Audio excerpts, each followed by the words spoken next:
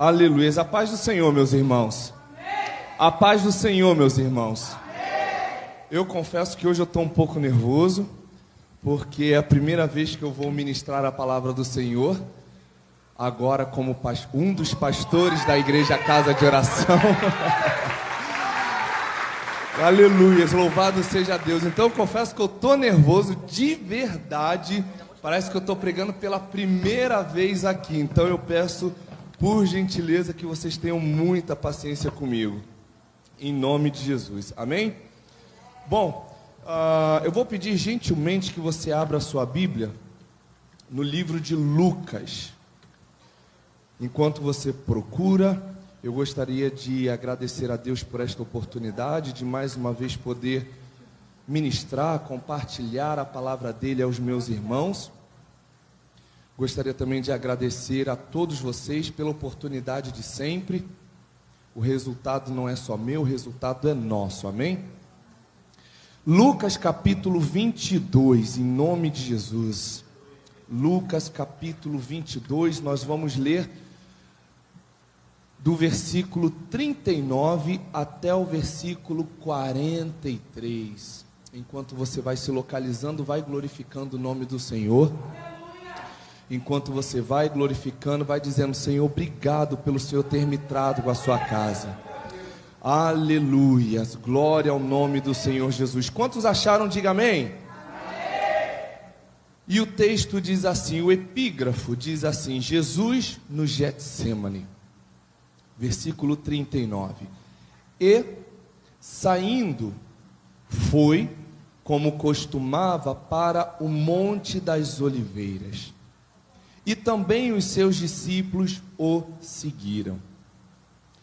E quando chegou àquele lugar, disse-lhes: orai, para que não entreis em tentação. E apartou-se deles cerca de um tiro de pedra, e, pondo-se de joelhos, orava, dizendo: Pai, se quiseres, passa de mim este cálice.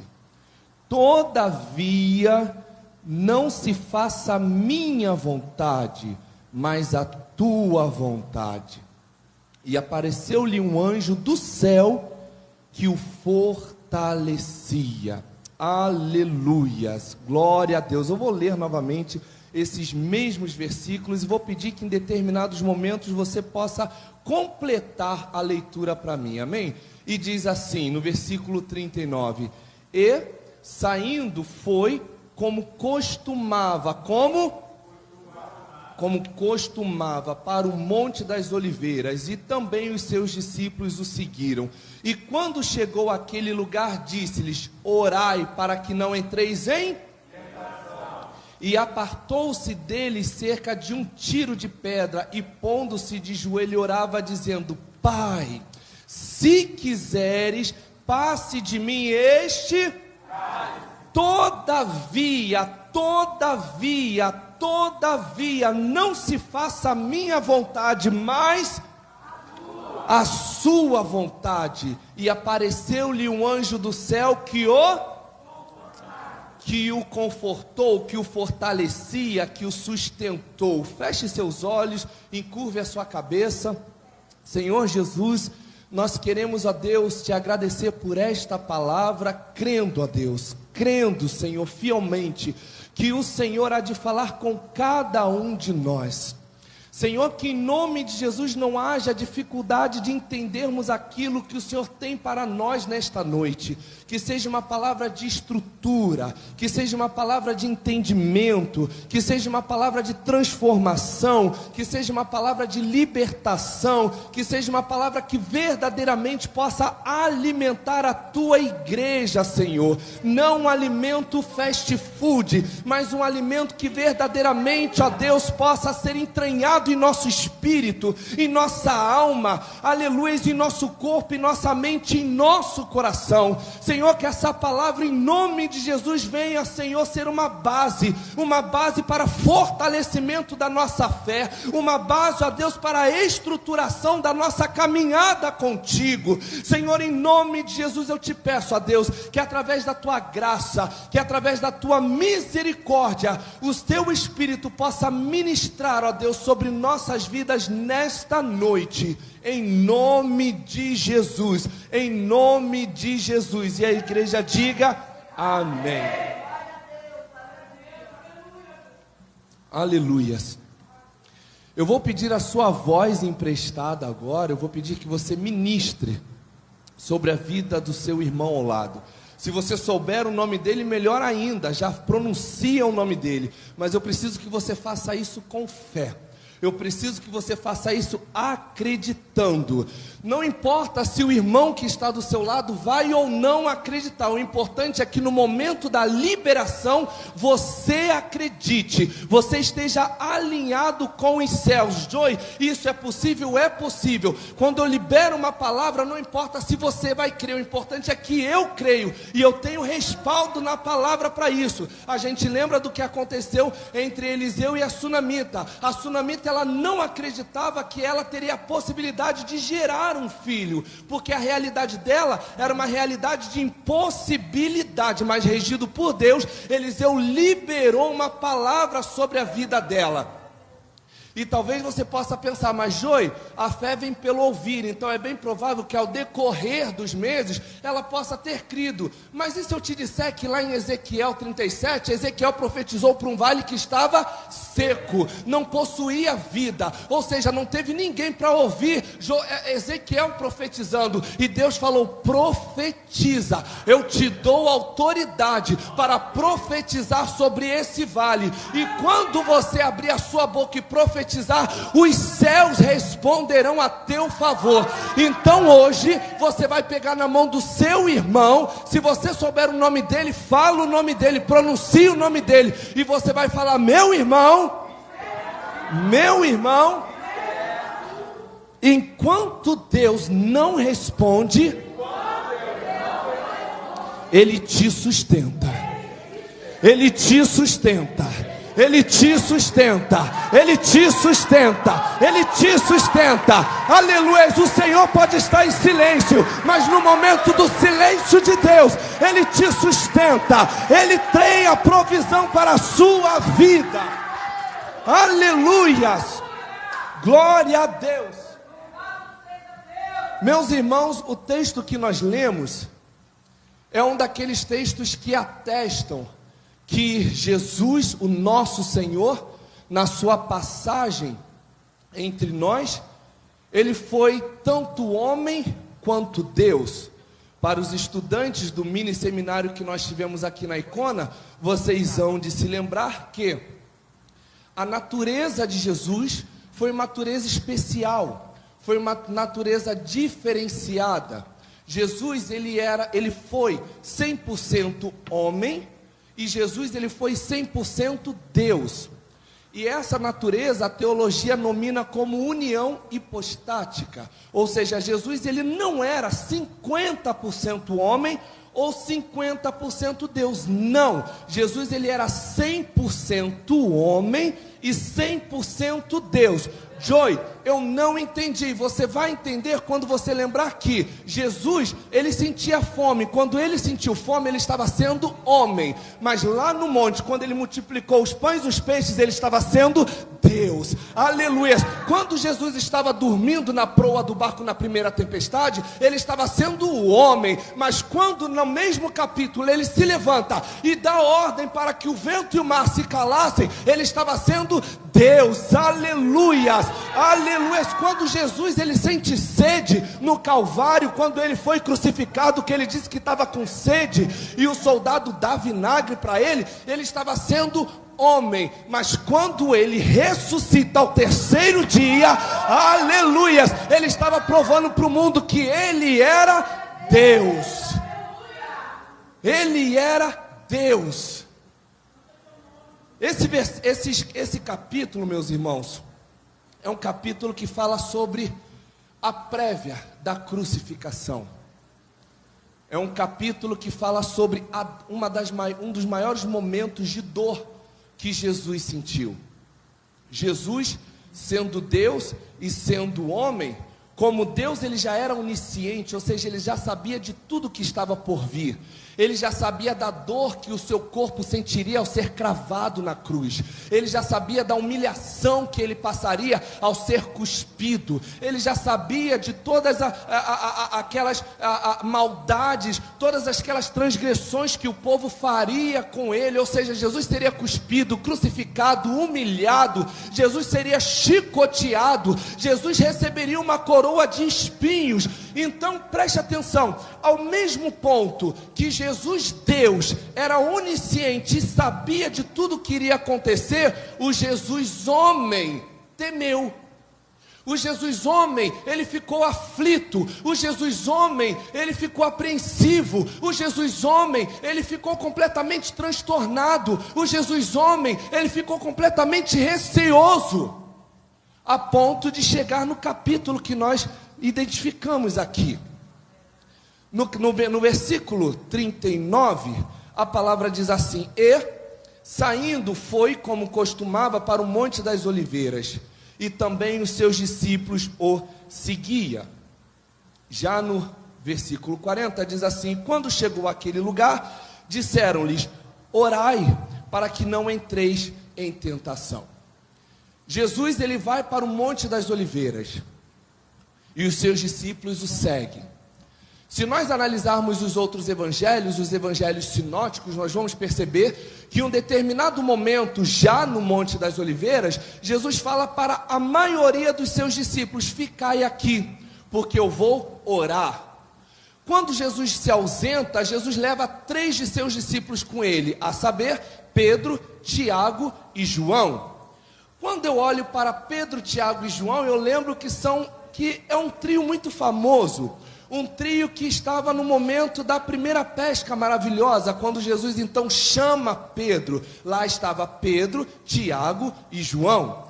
Eu também lembro quando Jesus vai ao Monte da Transfiguração para falar com Moisés, para falar com Elias, e de igual modo Jesus ele leva consigo Pedro, Tiago e João. E agora no Getsemane, agora um pouco mais próximo da dor, Jesus deixa os demais discípulos em um determinado ponto e segue com Pedro, Tiago e João. E o que eu aprendo com isso? O que a palavra me revela através desse momento? Caminhar com Jesus não é apenas viver milagres. Caminhar com Jesus não é apenas ter acesso ao sobrenatural. Caminhar com Jesus também é passar por momentos de aflições. Mas entenda que tanto no momento do milagre, quanto no momento do sobrenatural, quanto no momento das aflições, Jesus estava com eles em todos os momentos. Aleluias! Eu não sei o momento que você está passando. Se você está passando por um momento de um grande milagre, eu espero. Eu não sei se você está passando por um momento de uma grande revelação, de um grande momento de um sobrenatural. Eu espero e eu desejo. Mas se você estiver passando por um momento de aflição, de angústia, tenha certeza, Jesus está contigo. Jesus está contigo. Aleluias. Jesus então deixa parte dos seus discípulos e segue com Pedro, Tiago e João. E um pouco mais adentro do Monte das Oliveiras, já entrando no Getsemane, Getsemane era um jardim privado dentro do Monte das Oliveiras. Então, na verdade, quando a gente fala de Getsemane, é uma área restrita, é uma área literalmente particular. Os estudiosos, eles sugerem que este jardim era de propriedade de possivelmente um grande amigo de Jesus, como talvez José de Arimateia, talvez, não estou afirmando, é apenas uma suposição. Porque Jesus, sempre que possível, Jesus acessava esse jardim. E por ser de uma propriedade privada, então não era qualquer pessoa que podia entrar, mas Jesus tinha acesso direto. Então subentende-se que fazia parte de uma pessoa que possuía um convívio com Jesus. Então Jesus deixa a maioria dos discípulos em um determinado ponto do Monte das Oliveiras e vai até o Getsemane com Pedro, Tiago e João. Chega um determinado momento que Jesus vira também para eles e diz: vocês esperem aqui, orai para que não entres em tentação. Jesus, ele deixa Pedro, Tiago e João exatamente com essa observação: orai para que não entreis em tentação. Quando a gente analisa os outros textos, o texto de Mateus, o texto de Marcos, em um determinado momento, quando Jesus ele volta, ele encontra Pedro, Tiago e João dormindo. E Jesus então ele meio que fica meio decepcionado, porque ele deu uma missão.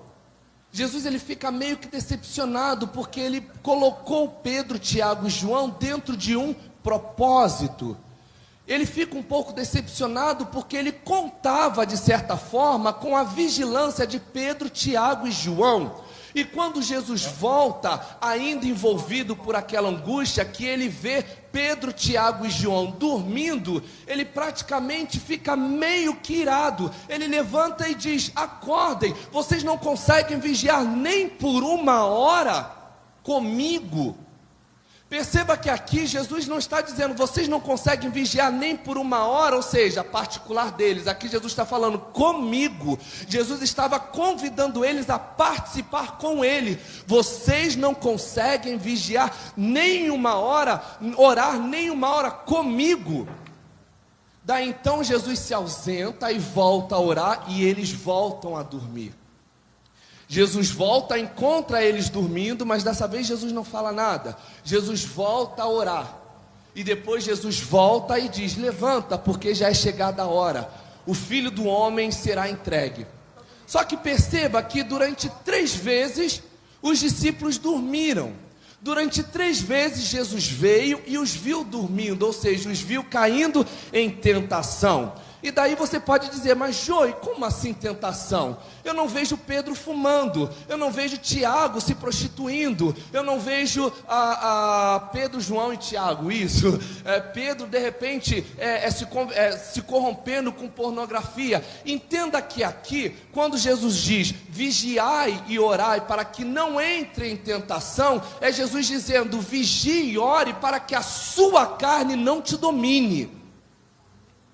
E foi exatamente o que aconteceu aqui com eles. Passaram-se as horas e eles acabaram deixando a carne falar mais alto. A necessidade física, a necessidade pessoal falar mais alto. Deus está falando: cuidado, para que vocês não coloquemos sobre o propósito as nossas necessidades pessoais. Percebam que Jesus convidou eles para fazer parte de um propósito. Só que em um determinado momento eles acabam se deixando levar por uma necessidade pessoal, por uma necessidade física, e eles acabam se entregando ao cansaço, eles acabam se entregando às necessidades da carne, quando na verdade era para eles estarem orando, era para eles estarem vigiando. E Jesus até fala nos outros evangelhos, eu optei por Lucas, porque Lucas tem um detalhe muitíssimo especial, e vocês vão ver um pouco mais à frente. Mas nos outros evangelhos, o Senhor Jesus vira e diz: vigiai e orai, para que não entreis em tentação. Na verdade, o espírito está forte, mas a carne é fraca. Jesus está falando: a carne é fraca, mas se você não tomar cuidado, ela toma uma proporção tão grande que ela acaba fazendo o seu espírito cativo. E foi o que aconteceu com os discípulos. Eles estavam fortes, mas acabaram se deixando levar por uma necessidade pessoal, colocando a necessidade pessoal acima do propósito que Jesus tinha designado a eles. E por isso eles acabaram se deixando levar e corrompendo de certa forma o propósito. Quantos estão entendendo essa palavra? Jesus está falando para mim e para você: eu entendo as suas necessidades, eu entendo exatamente as suas fraquezas, mas não coloque, não permita que as suas necessidades físicas, pessoais, morais, sejam postas acima do propósito. Eu te coloquei num propósito, então vigiai e orai, vigiai e orai, vigiai e orai. No texto que nós lemos em Lucas 22, a palavra diz que Jesus diz apenas orai, mas quando a gente vê Marcos, quando a gente vê Mateus, a gente vê que eles dizem vigiai e orai. E talvez algumas pessoas possam dizer assim: por que não orar e vigiar? Não daria no mesmo? Daria no mesmo na matemática, porque na matemática existe uma cultura que diz que a ordem dos fatores não altera o produto, mas para Deus, para Jesus, a ordem que Ele der é a ordem que tem que ser seguida. E aqui Jesus disse: vigiai e orai, porque em determinadas situações, o que vai determinar a sua vitória não é a tua oração, mas sim a sua vigilância. A vigilância. Por isso que ele coloca na frente: vigiai e orai, porque tem situações que você ora, mas não vai adiantar de nada, você não vigiou. Jesus está falando: vigia, depois você ora, vigia, fecha as brechas, depois você ora. Aleluias, vigiai e orai. A gente tem que entender que a ordem a qual Jesus nos dá precisa ser seguida. Se nós mudarmos a ordem, nós corrompemos o processo.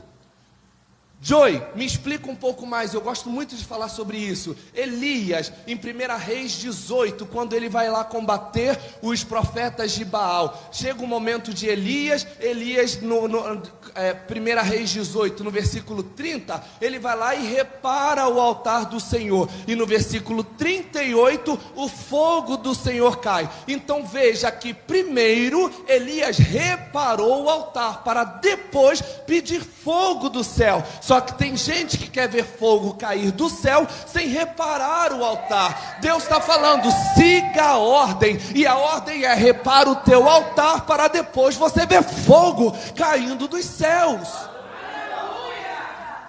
Aleluias, essa é a ordem. Não adianta eu querer ver fogo cair do céu com o altar completamente desconcertado, completamente bagunçado, completamente desordenado. Deus está falando: eu tenho fogo para mandar, mas antes conserta o teu altar. Nós precisamos ter o pleno entendimento do propósito. Muitos de nós, muitas das vezes, não recebemos uma bênção, não recebemos a vitória, porque nós não compreendemos o propósito. Você deve se lembrar que Ana, mãe de Samuel, ela era estéril, e ela pedia ao Senhor um filho, e ela falava: Senhor, me dá um filho. Senhor, não tenho filho. Penina tem filho, eu ainda não dei o filho para Eucana. E a Ana, ela ficava naquela angústia por uma necessidade física, por uma necessidade pessoal. E enquanto ela não entendeu que o filho dela seria para responder um propósito dos céus, ela não recebeu. Tanto que em 1 Samuel, logo no capítulo 1, ela vira e fala: Senhor, se o Senhor te lembrares desta tua serva e me deres um filho, este eu te entregarei todos os dias da minha vida. Aqui era Ana dizendo: eu abdico daquilo que eu achava necessário para a minha vida, para exercer o teu chamado, para exercer aquilo que o Senhor tem como propósito. Eu quero um filho, mas o Senhor quer um profeta. Eu quero um filho, mas o Senhor quer um sacerdote. Eu quero um filho, mas o Senhor quer um juiz. Então, para justamente fazer a tua vontade, eu abro mão da minha, e eu entrego o filho que o Senhor me dá para fazer a tua vontade.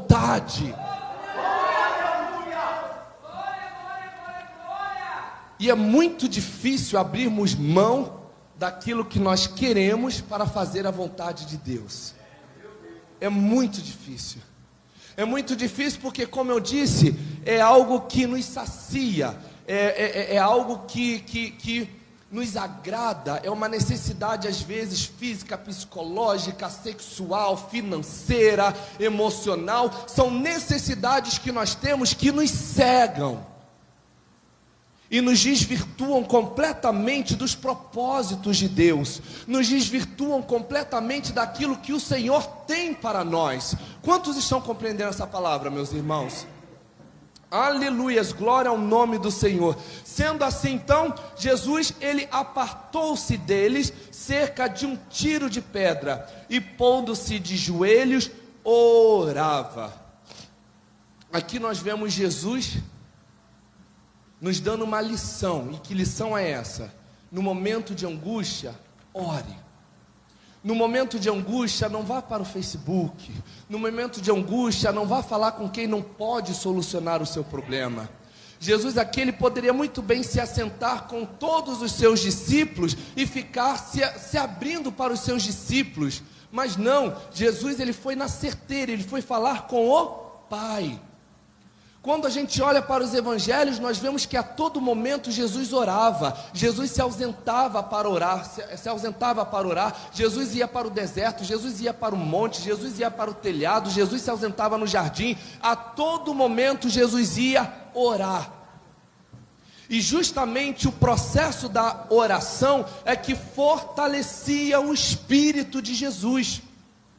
E talvez você possa se perguntar: por que eu estou me sentindo tão fraco, tão fraca? Por que eu tenho sido por que eu tenho estremecido tanto diante dos problemas? Jesus está falando, falta oração na sua vida.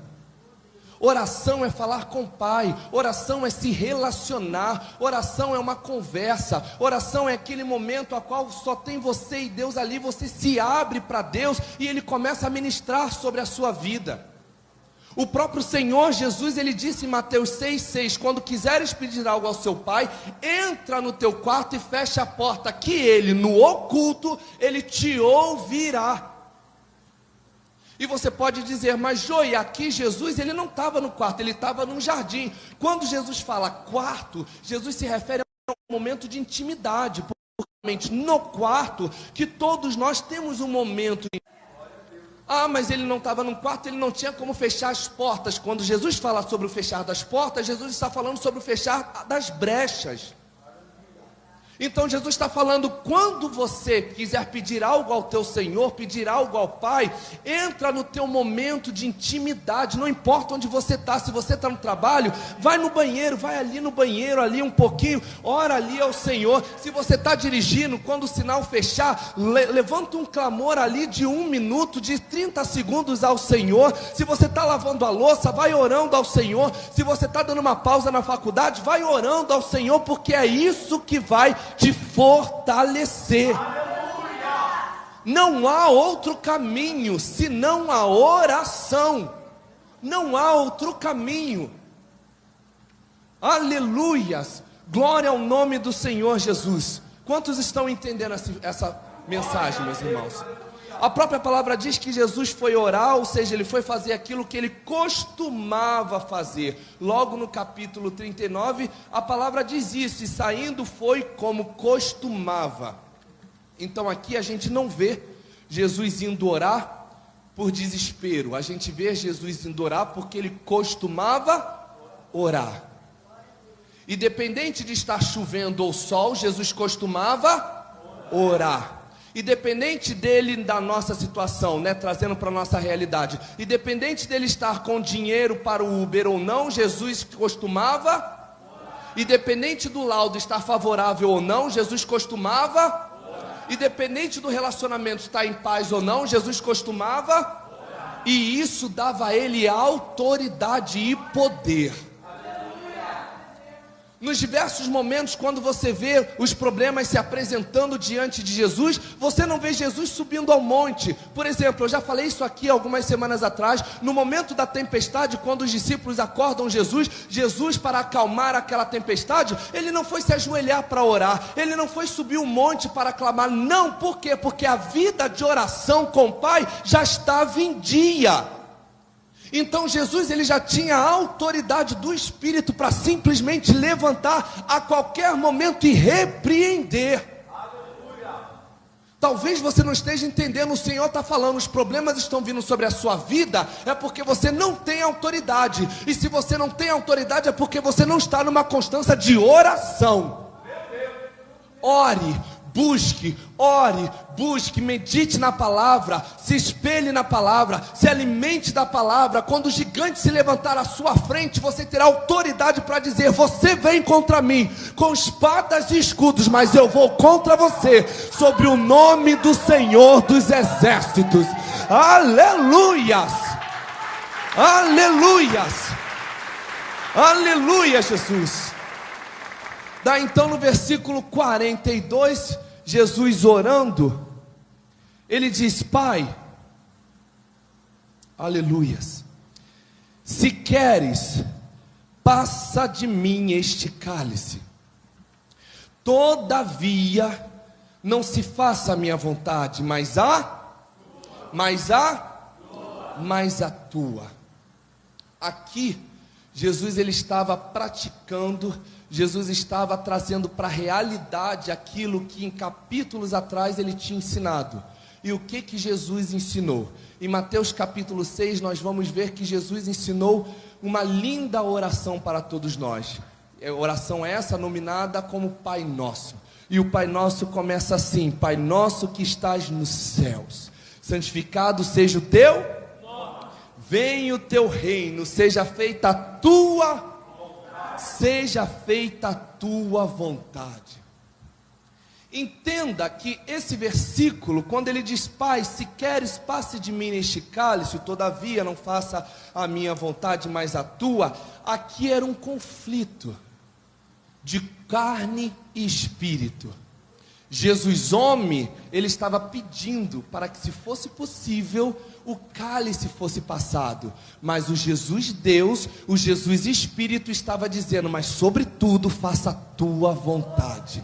Aleluias, aleluias. Quando eu estava olhando, estudando para essa palavra, o Senhor justamente abriu os meus olhos e disse: Joy, passa para a igreja que nós temos de fato duas naturezas, assim como Ele teve. Nós temos o nosso espírito e nós temos o nosso corpo. O espírito, ele vai duelar constantemente com o nosso corpo, que representa a carne. Por isso nós precisamos alimentá-lo, para que o momento de tentação, em um momento de aflição, em um momento de perturbação, nós possamos dizer: que faça a tua vontade.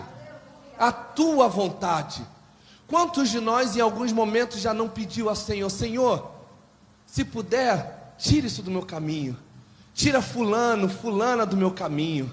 Senhor, se tu puderes, Senhor, me coloca num outro trabalho. Senhor, se o Senhor puder, Senhor, tira essa enfermidade do meu corpo. E a gente acaba esquecendo que todas as coisas cooperam para o bem daqueles que amam a Deus. Nós esquecemos que todas as coisas são para a glorificação do nome do Senhor. E Ele não conta com quem está lá fora, Ele conta com você que está aqui dentro, para honrar o nome dEle. Então aqui a gente vê o Jesus homem dizendo: se queres, passe de mim este cálice. Aqui era a carne gritando: vai doer, eu vou passar por uma humilhação, eu vou ser crucificado, os cravos serão postos nas minhas mãos, nos meus pés, eu serei humilhado. Mas o Jesus Espírito estava dizendo: sobretudo, faça a tua vontade, faça a tua vontade, faça a tua vontade. Se for para glorificar ao Pai, faça a tua vontade.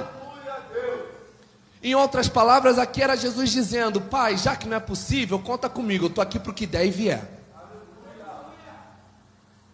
Não importa se vai doer, não importa se eu vou chorar, não importa se eu serei humilhado, não importa se eu serei cuspido, conta comigo, porque mais importante do que saciar a minha vontade, a minha necessidade, eu quero saciar e fazer a tua vontade. Aleluias, glória ao nome do Senhor Jesus. E em seguida, no capítulo 43, a palavra diz assim: e apareceu-lhe um anjo do céu que o fortalecia. Perceba que Jesus, ele está clamando ao Pai. Jesus está clamando ao Pai. Jesus, ele tinha um relacionamento aberto, direto. Jesus não precisava de sacerdote, Jesus era o próprio sacerdote. Jesus não precisava de sacrifício, Jesus era o próprio sacrifício. Então Jesus, ele tinha acesso direto ao Pai. Nesse momento ele de igual modo estava falando com o Pai, só que ele não obteve resposta. Ele não ouviu a voz do seu Pai. Mas perceba que em um determinado momento apareceu-lhe um anjo do céu que o fortalecia. E essa palavra ficou muito clara para mim. Foi exatamente a palavra que eu pedi para que vocês liberassem sobre a vida dos seus irmãos. Enquanto o Senhor não responde, Ele nos fortalece. Talvez você queira que o Senhor responda de tal forma, em tal data. Deus está falando, há tempo para todas as coisas. E o que você precisa, a resposta que você precisa, ainda vai levar um tempo para ser liberada. Mas não se preocupe, porque enquanto a resposta não chegar, eu vou te sustentar. Talvez você não esteja entendendo, aqui é Jesus falando, enquanto o laudo não é revertido, eu te sustento. Enquanto a porta de emprego não se abre, eu te sustento. Enquanto os problemas estão vindo sobre a sua vida, não se preocupe, eu te sustento. E muitas das vezes nós ficamos apegados, desejando por demais querer ver a resposta, e esquecemos de tudo aquilo que o Senhor já tem feito em nossas vidas. O Senhor já tem nos sustentado. E prova disso é que você está aqui hoje. Prova disso é que você poderia estar em qualquer outro lugar, mas está aqui hoje. E se você está aqui é porque você é um testemunho vivo de que talvez o Senhor ainda não tenha respondido, mas até aqui Ele tem te sustentado. Daí eu lembro de Daniel. Daniel foi ameaçado ser jogado na cova dos leões. Daniel, como qualquer outra pessoa, como eu e como você, Daniel ficou aflito, mas Daniel ficou em espírito. Daniel ficou desesperado, mas Daniel manteve a confiança em Deus. Deus não respondeu Daniel. Em momento algum a gente vê na Bíblia Deus se manifestando através de uma teofania, através de um anjo dizendo: Daniel, não se preocupe. Não, você não vê Deus falando, você não vê Deus respondendo, mas no momento certo Deus o sustentou. De igual modo nós vemos Mesaque, Sadraque e Abidnego. Mesaque, Sadraque e Abidnego, eles viram, ninguém contou, eles viram a fornalha sendo acesa para eles, para que eles se dobrassem, para que eles pudessem se corromper a outras doutrinas, mas eles se mantiveram fiéis, fazendo a vontade de Deus. De igual modo, a gente não vê aqui Deus se manifestando e falando para Mesaque, Sadraque e Abidnego: fiquem firmes porque eu te espero lá dentro. Não, mas no momento certo eles viram que o Senhor os sustentava. Não foi à toa que eles foram livres da fornalha ardente. Lá na fornalha ardente eles viram a manifestação do poder de Deus. Não existe outro caminho para ver a manifestação do poder de Deus. Sim, nós teremos de ser jogados na cova dos leões. Sim, nós teremos de ser jogados na fornalha. Sim, nós teremos de passar pelo Getsêmani. Mas o mais importante de tudo isso é que, se Ele não nos responder, certamente a palavra nos atesta, Ele nos sustentará. Em nome de Jesus. O louvor pode subir para a glória de Deus. Aleluias, glória a Deus. Aleluia, Jesus. Glória a Deus. Aleluias. Aleluia, Jesus.